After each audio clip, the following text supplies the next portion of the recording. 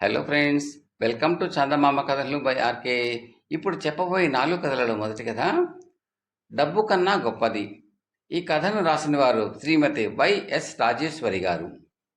ఒక నగరంలో జయశేఖరుడు అనే గొప్ప ధనికుడు ఉండేవాడు. అతని భార్య పేరు జయప్రద. వారికి చాలా కాలం పిల్లలు కలగలేదు. పిల్లల కోసం చేయవలసిన పూజలు, నోములు అన్నీ అయ్యాక ఆ దంపతులు సపరివారంగా తీర్థయాత్రలకు బయలుదేరారు. వాళ్ళు తీర్థయాత్రలు ముగించుకుని తిరిగి వస్తూ ఉండగా వారి దేశ సరిహద్దులో ఉన్న అరణ్యంలో ఒక పెద్ద దొంగల ముఠ వారిని చుట్టుముట్టింది. జయశేఖరుడి వెంట ఉన్న పనివాళ్లు దొంగలను చూసి పారిపోయారు. దొంగలు జయశేఖరుణ్ణి, అతని భార్యను నిలువు దోపిడీ చేసేశారు. అదే సమయంలో దొంగలలో కొందరు జయప్రద అంత చందాలు చూసి ఆమెను బలాత్కరించ ప్రయత్నించారు. అది చూసి దొంగల నాయకుడు వారిని మందలిస్తూ, ఆడవాళ్ల జోలికి పోవద్దని మీకు ఎన్నిసార్లు చెప్పాను? మనకు కావాల్సింది డబ్బు. దానికోసమే కదా మనం అన్నిటికీ తెగించి ఈ అరణ్యంలో తిరుగుతూ దారులు కొడుతున్నది. ఆ దొరికే డబ్బుతో తృప్తిపడి ఊరుకోండి. మరొకసారి ఇలా చేశారంటే మీ తలలు తీసేస్తాను అన్నాడు. ఆ విధంగా మానందక్కిని జయప్రద దొంగల నాయకుడితో, అన్నా, మా దగ్గర ఉన్నదంతాను దోచుకున్నప్పటికీ నీ రుణం తీరలేదు. ఆ రుణం ఏనాటికైనా తప్పక తీర్చుకుంటాను అన్నది. ఆ తర్వాత జయశేఖరుడు, జయప్రద ఎన్నో ప్రయాసాలు కోర్చి నగరంలోని తమ ఇంటికి తిరిగి వచ్చారు. కొంతకాలం గడిచింది. దొంగల నాయకుడు ఏదో పని మీద నగరానికి వచ్చాడు. అతన్ని పట్టి రాజు నుంచి బహుమానం పొందడానికి చాలా కాలంగా ఎదురు చూస్తున్న రాజభటులు ఈసారి అతన్ని గుర్తించి పట్టుకునేందుకు వెంటపడ్డారు. దొంగల నాయకుడు పారిపోయి ఒక భవంతిలో దూరి భటులకు జాడ తెలియకుండా నేర్పుగా తప్పించుకున్నాడు. అయితే ఆ ఇల్లు జయశేఖరుడిది. జయశేఖరుడు దొంగల నాయకుడిని చూసి గుర్తుపట్టాడు. ఒకనాడు ఆ దొంగే తన ముఠాతో వచ్చి తన సొమ్మంతా కొల్లగొట్టాడు. ఆ కసి మనసులో ఉంచుకునే జయశేఖరుడు దొంగల నాయకుణ్ణి దాచే మిష మీద ఒక చీకటి గదిలోకి పంపి బయట గుళ్ళెం పెట్టి తాను దొంగను పట్టుకున్నట్టు రాజుగారితో చెప్పడానికి దివాణానికి బయలుదేరాడు. రాజుగారిచ్చే బహుమానం ద్వారా తన ధన నష్టం కొంతైనా పూడుతుంది అని జయశేఖరుడి ఆశ. జయప్రద కూడా దొంగను గుర్తుపట్టింది. అయినా ఏమీ ఎరగనట్టు ఊరుకున్నది. తర్వాత తన భర్త అలా వీధిలోకి వెళ్ళగానే జయప్రద దొంగను చీకటి గదిలోంచి విడిపించి, అన్నా, ఒకనాడు నువ్వు నా మానం కాపాడావు. ఇవాళ నేను నీ ప్రాణం కాపాడి నా రుణం తీర్చుకున్నాను. వెళ్ళు బాబు, కాస్త జాగ్రత్తగా ఉండు అన్నది. దొంగ కళ్ళనీళ్లు పెట్టుకుని ఎంతో కృతజ్ఞతాపూర్వకంగా ఆమె కాళ్ళకు నమస్కరించి వెళ్ళిపోయాడు. డబ్బు కన్నా విలువైనవి జీవితంలో నిజాయితీ, కృతజ్ఞత లాంటివి చాలా ఉన్నాయని అతడు గ్రహించాడు. ఆనాటి నుంచి అతడు దొంగతనాలు చేయటం మానేసి కష్టించి బతికే పద్ధతి అవలంబించాడు. కథ సమాప్తం. రెండవ కథ ఆనవాలు.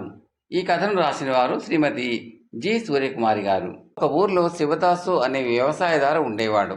ఆయన భార్య నడి వయసులో ప్రవేశిస్తూ ఉండగా వారికి ఒక కొడుకు కలిగాడు.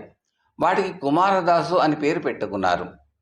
అతి గారాభంగా పెరిగిన కుమారదాసు చాలా మకురుగా తయారయ్యాడు. 5 ఏళ్లు నిండగానే వాడికి అక్షరాభ్యాసం చేశారు. కానీ వాడి బడికి పోనని హఠం పట్టాడు. వాడి ఇష్టం సాగరిస్తే చదువు సంధ్యలు లేక ఎందునా కాకుండా పోతాడని తల్లిదండ్రులు మంచిగా చెప్పి చూశారు. లాభం లేకపోయింది. ప్రాణం విసిగి తండ్రి వాడిని కొట్టాడు. తల్లి తిట్టింది. ఆ రోజే కుమారదాసు ఎవరికీ చెప్పకుండా ఎటో వెళ్ళిపోయాడు. శివదాసు ఎంతో శ్రమపడి కొడుకు కోసం వెతికించాడు. కానీ వాడి జాడ తెలియరాలేదు. ఏళ్లు గడిచిపోయాయి. శివదాసుకు మళ్ళీ సంతానం కలగలేదు. తన కొడుకు ఎప్పటికైనా తిరిగి వస్తాడని ఆయనకు బలమైన నమ్మకం. ఆయన వృద్ధాప్యంలోకి అడుగు పెట్టాడు. తనకు శరీర పాఠవం తగ్గిపోతున్న దశలో ఆయన రాముడు అనే ఒక సేవకుణ్ణి తన ఇంట పెట్టుకున్నాడు. రాముడు శివదాసుకు అన్ని విధాలా తోడ్పడుతూ చేతికి అందివిచ్చిన కొడుకులాగే మసులుకునేవాడు. వాడు విశ్వాస పాత్రుడే కాక మంచి తెలివితేటలు, వివేకము కలవాడు. అందుచేత శివదాసు రాముడితో తమ కుటుంబ రహస్యం చెప్పేశాడు. 2-3 తరాలుగా శివదాసు ఇంట ఒక నిధి ఉన్నది. గాలికబురుగా ఈ వార్త చాలామందికి తెలుసు. కానీ ఆ నిధి ఎక్కడ ఉన్నది శివదాసుకు తప్ప మరెవరికీ తెలియదు. దాని రహస్యాన్ని శివదాసు ద్వారా రాముడు తెలుసుకున్నాడు. శివదాసు, ఆయన భార్య బాగా ముసలివాళ్ళు అయిపోయారు. వాళ్ళకు ఏ లోటు రాకుండా రాముడు కాపాడుతున్నాడు. తన కొడుకు తిరిగి వస్తాడు అన్న నమ్మకం శివదాసులో ఇంకా బలంగానే ఉన్నది. ఆ మాట ఆయన ఇరుగు పొరుగు అందరితోనూ అంటూ ఉండేవాడు. ఒకరోజు 30 ఏళ్ళు దాటినవాడు ఎవడో వచ్చి, నేనే కుమారదాసును అన్నాడు రాముడితో. ఓహో, అలాగా, చాలా సంతోషం. మీ ఇల్లు చూసుకుందుగాని నా వెంటరా అంటూ రాముడు ఆ వచ్చిన మనిషిని తన వెంట ఒక్కొక్క గదికి తీసుకుని వెళ్ళాడు. 2 గదులలో ఏమీ లేదు. ఒక గదిలో వంకిన ఒక చొక్కా వేలాడుతున్నది. ఇంకో గదిలో 3 పెద్ద బాండలు ఉన్నాయి. ఒకదాని నిండా బియ్యము, రెండో దాని నిండా ఎండుమిరపకాయలు, మూడో దానిలో తవుడు ఉన్నాయి. ఈ గదులన్నీ చూసినాక రాముడు ఆ వచ్చిన వాడితో, నువ్వు కుమారదాసువు కావు, వచ్చిన దారిని వెళ్ళు, లేకపోతే నిన్ను గ్రామాధికారికి అప్పగిస్తాను అని చెప్పాడు. ఆ వచ్చినవాడు రాముడికేసి బెదురుతూ చూసి మారు మాట్లాడకుండా వెళ్ళిపోయాడు. వాడు నిధి మీద ఆశతో వచ్చినవాడు. అలాగే మరో 2-3 కూడా నేనే కుమారదాసును అని చెప్పుకుంటూ వచ్చారు.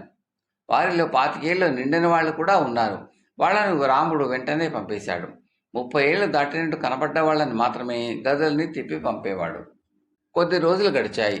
ఒకరోజు రాముడు తమ ఇంటి ముందు ఒక మగవాడు చిన్న పిల్లవాడిని ఎత్తుకుని ఉన్న ఒక ఆడది నిలబడి ఉండటం గమనించి బయటికి వచ్చాడు. ఆడది దిక్కులు చూస్తున్నది, కానీ మగవాడు మాత్రం ఆ ఇంటిని పరీక్షగా చూస్తున్నాడు. ఆ మనిషి వయసు దాదాపు 35 ఏళ్ళు ఉన్నట్టుగా కనబడింది. రాముడు కనిపించగానే ఆ మగవాడు, ఈ ఇంట్లో ఇప్పుడు శివదాస్ గారు ఉండటం లేదా అని అడిగాడు. ఇది శివదాస్ గారి ఇల్లే, నీకేం కావాలి అని రాముడు అడిగాడు. ఆయన కులాసాగా తిరుగుతున్నాడా, ఆయనను ఆయన భార్యను చూసిపోదామని వచ్చాం, చూడటానికి వీలవుతుందా అని ఆ మనిషి అడిగాడు. ఆ సంగతి చెప్తాను, నువ్వెవరు అని అడిగాడు రాముడు. నేనెవరినైతే ఏంలే, గాలికి తిరిగేవాడిని అన్నాడు ఆ మనిషి. శివదాసు గారిని ఆయన భార్యను చూపిస్తాను, నా వెంటరా, ఆ ఆడమనిషిని పిల్లవాడిని ఇలా వసారాలు కూర్చోమను అంటూ రాముడు ఆ మగవాడిని వెంట తీసుకుని ఒక్కొక్క గది తిప్పాడు. ఖాళీ గది చూసి ఆ మనిషి ఏదో కొనుక్కున్నాడు. బంకి నుండి చొక్కాను చూడగానే ఆగి దాన్ని బంకి నుంచి తీసి అటూ ఇటూ తిప్పి చూసి తనలో తాను నవ్వుకున్నాడు. బాణలు ఉన్న గదిలోకి రాగానే బియ్యం ఉన్న బాణ దగ్గర ఆగిపోయి ఏదో ఆలోచిస్తున్నట్టు కనబడ్డాడు. ఏమిటి ఆలోచిస్తున్నావు అని రాముడు అడిగాడు. ఏం లేదు, ఏదో జ్ఞాపకం వచ్చిందిలే, అది నీకు చెప్పే సంగతి కాదు అన్నాడు ఆ మనిషి. ఆ తర్వాత రాముడు ఆ మనిషిని తీసుకుని శివదాసు ఆయన భార్య ఉండే గదికి తీసుకుపోయి, మీ అబ్బాయి వచ్చాడు అని చెప్పాడు. ముసలివాళ్ల మంచం మీద కూర్చుని ఉన్నారు. కొత్తవాడు వాళ్ళకేసి కొంచెంసేపు వింతగా చూసి అమ్మా అని ఒక్క కేక పెట్టి వెళ్ళి శివదాసు భార్యను కౌగలించుకున్నాడు. శివదాసుకు మాత్రం ఇంకా అనుమానం తీరలేదు. నువ్వు కుమారదాసు అని మాకు ఆనవాళ్ళేమిటి నాయన, ఎందరో వచ్చారు, ఇంట్లో ఎక్కడో నిధి ఉన్నదని ఆశపడి ఎక్కడెక్కడి వాళ్ళు నా పేరు కుమారదాసు అంటూ వస్తున్నారు, కానీ రాముడు ఇంతకాలము మోసపోలేదు అన్నాడు శివదాసు. నిధి కోసమైతే నేను ఎప్పుడో రాకపోయినా నాన్న, బియ్యం బాణ అడుగున ఉన్న సంగతి నాకు తెలియదా ఏమిటి? నేను మిమ్మల్ని ఇద్దరిని చూద్దామనే నా భార్యను కొడుకును వెంట పెట్టుకుని వచ్చాను. మీరు నన్ను ఏనాడో మర్చిపోయి ఉంటారనుకున్నాను, కానీ చిన్ననాటి చొక్క ఉత్తరపు గదిలో వంకెన ఇంకా వేలాడుతూనే ఉన్నది. అంటే నన్ను మీరు మరవలేదన్నమాట. అందుకు చాలా సంతోషమైంది అన్నాడు కుమారదాసు.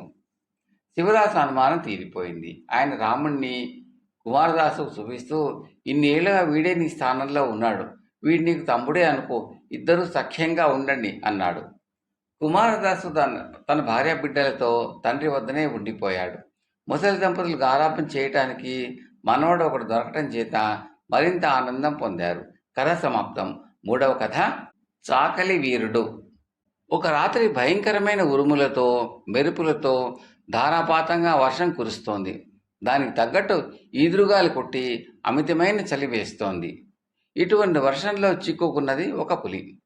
వానకి తడిచి చలి వణుకుతూ ఎక్కడికి పోవటానికి తోచక ఒక పూరి గుడిసె పంచన నిలబడింది. ఇంతలో ఒక చాకలివాడు పూరగా తాగి పెద్దగా పాడుకుంటూ గాలివాన సంగతే తెలియకుండా ఆ దారిన వచ్చాడు. ఆ రోజే వాడి గాడిద ఎటో తప్పించుకుని పారిపోయింది. వాడు వానలో పడి నడుస్తూ గుడిసె పంచాన్ని నిలబడి ఉన్న పులిని చూసి అది తన గాడిదే అనుకున్నాడు. వెంటనే పాట పాడడం ఆపి పులిని సమీపించి, ఓసి నిన్నరికయ్యా, ఇక్కడ దాక్కున్నావా? నీకోసం ఊరంతా తిరిగి తిరిగి చచ్చా కదే, పద ఇంటిని నేనేం చేస్తాను అంటూ ఒక చేత్తో పులిచెవి పట్టి మెలిపెడుతూ రెండో చేత్తో దాన్ని వీపు మీద చరుస్తూ ఇంటికి తోలుకుపోయాడు. అసలే గాలివానికి సగం చచ్చిపోయిన పులి వాడి వెంట వెళ్ళింది. చాకలి పులిని గుంజ కట్టేసి ఇంట్లోకి పోయి అన్నం తిని పడుకుని హాయిగా నిద్రపోయాడు. మర్నాడు తెల్లవారి చాకలిది లేచి బయటికి చూసేసరికి గుంజకు పులి కట్టేసి ఉన్నది.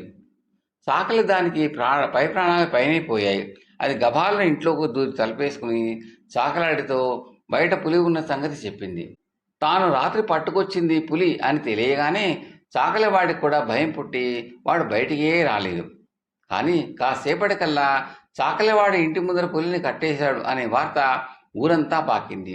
ఊళ్ళో వాళ్ళంతా వాణ్ణి పులిని చూడవచ్చారు.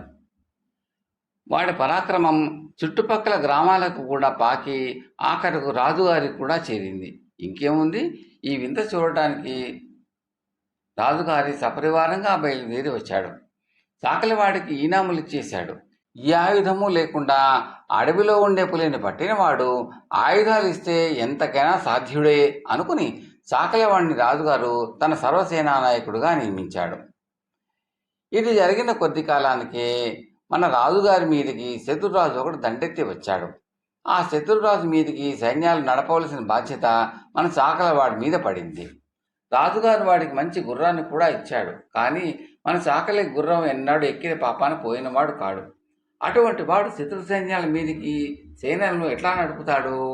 అందుకని రాజుగారితో చాకలి ఏమన్నాడంటే, మహారాజా, ముందుగా నేను వెళ్ళి శత్రు సైన్యాలను రహస్యంగా తనిఖీ చేసి వస్తాను.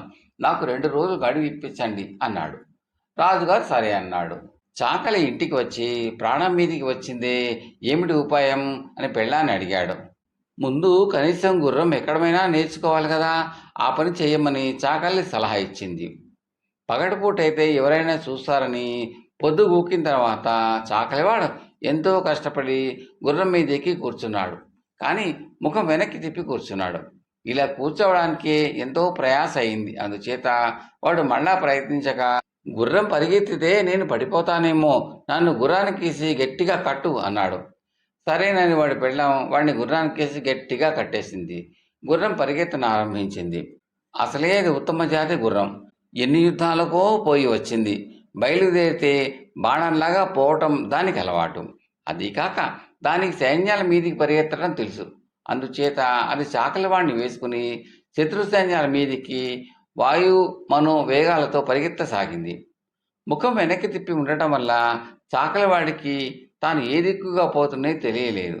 కానీ దూరాన గుర్రపు సకిలింపులు, జనుల కలకలము వినపడి వాడు వెనక్కి తిరిగి గుర్రం పోతున్న దిక్కు చూసేసరికి శత్రు సైన్యాల డేరాలు, వందలాదిగా సైనికులు కనపడ్డారు.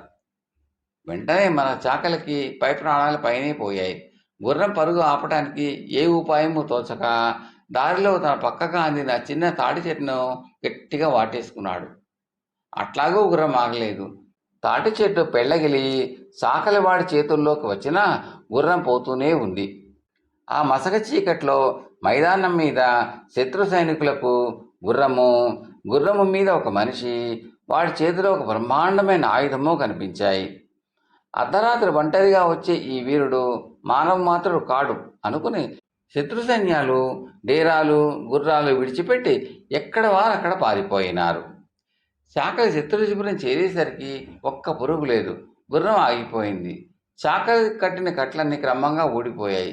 చాకలి సొమ్మసిల్లి పడిపోయాడు. మర్నాడు ఉదయం చాకలి రాజుగారి వద్దకు వెళ్ళి, మహాప్రభు, శత్రువులు పిరికి వేదవులు నా ఒక్కడి దెబ్బకే తట్టుకోలేక కాలికి బుద్ధి చెప్పారు. మన సైన్యాలు కూర్చొని అవసరమే లేదు అని విన్నవించాడు. రాజుగారు పరమానంద భరితుడై చాకలికి ఇంకా మరికొన్ని జాగీర్లు, ధనము ఇచ్చి వాణ్ణి తన వద్దనే ఉంచుకున్నాడు. చాకలి పేరు చెప్తే శత్రువులకు హడలైపోవడం చేత ఆ దేశం మీదకి మరెవ్వరూ తిరిగి దండెత్తడానికి రాలేదు. కథ సమాప్తం. 4వ కథ మినప రొట్టెలు. ఈ కథను రాసిన వారు శ్రీ వీరిన అప్పలరాజు గారు. ఒక ఊరిలో చాలా పేద బ్రాహ్మణుడు ఉండేవాడు. యాయవారం చేసుకుని బతికేవాడు. ఆ బ్రాహ్మడికి ఆయన భార్యకి మినపరొట్టె తినాలని మోజు పుట్టింది. కానీ ఆ మోజు తీరే ఉపాయం లేదు. అందుచేత బ్రాహ్మణుడు భగవంతుని గురించి తపస్సు చేశాడు. భగవంతుడు ప్రత్యక్షమై, ఏం వరం కావాలో కోరుకో అన్నాడు. ప్రభు, నాకు మినపరొట్టె తినాలని చాలా భ్రమగా ఉంది. కావలసినన్ని మినపరొట్టెలు దొరికే వరం ఇప్పించు అన్నాడు బ్రాహ్మడు. ఒక్క మినపగింజ సంపాదిస్తావా, నీకు కావలసినన్ని మినపరొట్టెలు దొరుకుతాయి అని భగవంతుడు మాయమయ్యాడు. దేవుడు చెప్పిన ప్రకారం బ్రాహ్మణుడు దుకాణానికి వెళ్ళి ఒక్క మినపగింజ ముష్టెత్తాడు. ఆ గింజ పట్టుకుని ఇంటికి బయలుదేరాడు బ్రాహ్మడు. ఒక్క అడుగు వేసేసరికి చేతులవి రెండయ్యాయి. మరో అడుగు వేసరికి 4 అయ్యాయి. బ్రాహ్మడు ఇంటికి చేరేసరికి మొత్తాన్ని భుజం మీద బస్తాడు మినుములయ్యాయి. ఇంట్లోకి వెళ్ళి బ్రాహ్మడు భుజం మీద నుంచి మినుముల బస్తా దించేసరికి భుజం మీద ఇంకో బస్తా ఉంది. అది దించితే మరొకటి. ఇలా ఎన్ని దించిన బ్రాహ్మణు భుజం మీద మినుముల బస్తా ఉండనే ఉంది. ఆ బరువుకు తాళలేక బ్రాహ్మణుడు గోడకు నిలబడిపోయాడు. ఇంతలో భార్య వచ్చి బ్రాహ్మణుడు దింపిన బస్తాలలో ఒకటి విప్పి కొన్ని మినుములు తీసి తిరగట్లో వేసి విసరసాగింది. మినుములన్నీ పప్పయ్యాక చూస్తే మళ్ళీ తిరగట్లో ఇన్ని మినుములు ఉండనే ఉన్నాయి. ఎన్నిసార్లు విసిరినా తిరగట్లో మొదటి పోసిన మినుములు ఉండనే ఉంటున్నాయి. ఇదేం కర్మమని తిరగలు వదిలేసి బ్రాహ్మణి భార్య విసిరిన పప్పు పట్టుకెళ్ళి రోట్లో రుబ్బసాగింది. రుబ్బు తీసి చూస్తే రోట్లో ఇంకో రుబ్బు ఉంది. అది చూస్తే మరొక రుబ్బు ఉన్నది. ఆవిడికి విసిగెత్తి రుబ్బిన పిండి పట్టుకెళ్ళి వంటింట్లో పొయ్యి మీద పెనం మీద పెట్టి అట్టు వేసింది. రొట్టె కాలింది. దాన్ని తీసి పళ్ళల్లో వేసి చూస్తే పెనం మీద ఇంకో రొట్టె ఉంది. అది కూడా తీస్తే మరొక రొట్టె. ఇలా ఎన్ని రొట్టెలు తీసినా పెనం మీద మరొక రొట్టె ఉండనే ఉంటున్నది. పెనం మీద రొట్టె అలాగే ఉంది. రోట్లో రుబ్బు అలానే ఉంది. తిరగట్లో మినుములు అలాగే ఉన్నాయి. బ్రాహ్మణు భుజం మీద మినుముల బస్తా అలాగే ఉంది. ఇంతలో పొరుగింటి ముసలమ్మ నిప్పు కోసం వచ్చింది. ఇంటి నిండా మినుముల బస్తాలు ఉండటం చూసింది. వంటింట్లో పొయ్యి మీద పెనంలో రొట్టె చూసింది. ఉప్పు సరిపోయిందో లేదో చూద్దామని ఒక ముక్క నుంచి నోట్లో వేసుకుంది. నమిలింది, మింగింది. మళ్ళీ నోట్లో ముక్క అలాగే ఉంది. మళ్ళీ నమిలి మళ్ళీ మింగింది. ఇంకా నోట్లో ముక్క అలానే ఉంది. నమిలి నోరు వచ్చింది. మింగి మింగి పొట్ట ఉప్పింది. కానీ నోట్లో ముక్క మాత్రం అయిపోలేదు.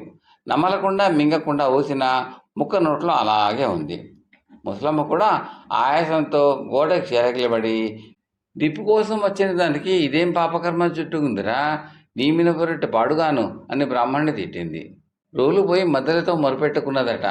భుజం మీద చచ్చేంత బరువు పెట్టుకుని దించలేక నేను ఏడుస్తున్నాను, చాలరా భగవంతుడా మినపరొట్టెలు మోజు అని బ్రాహ్మణుడు ఏడ్చాడు. వెంటనే అంతా మాయమైపోయింది. బ్రాహ్మణుడి భుజం మీద మినుముల బస్తాలు లేదు, తిరగట్ల మినుములు లేవు, రోట్లో రుబ్బు లేదు, పెనం మీద రొట్టె లేదు, ముసలమ్మ నోట్లో ముక్క లేదు. బ్రాహ్మణుడు తెచ్చిన మిరపగింజ మాత్రం మిగిలింది. అగ్గి లేదు, బుగ్గి లేదు అంటూ ముసలమ్మ మూలుగుతూ వెళ్ళిపోయింది. కథ సమాప్తం.